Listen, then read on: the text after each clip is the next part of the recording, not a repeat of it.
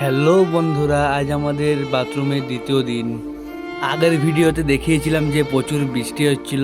দেখা যাক বাথরুমের কি হাল হয়েছে। এসে দেখছি বাথরুমে জল দাঁড়িয়ে গেছে। আর প্রচণ্ড ঝড়ের কারণে ওদিকে আমাদের একটি গাছ ছিল, সেটাও ভল্টে গেছিল।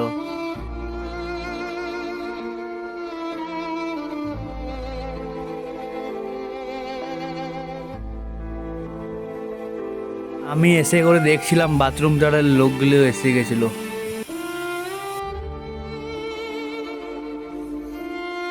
আর তারা সব জল বের করে দিয়েছিল।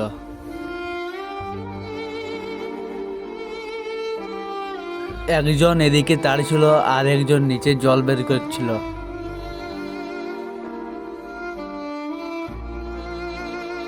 আমার ভিডিও যদি ভালো লাগে তাহলে আমার ইউটিউব চ্যানেলটিকে সাবস্ক্রাইব করে পাশে থাকুন বন্ধুরা।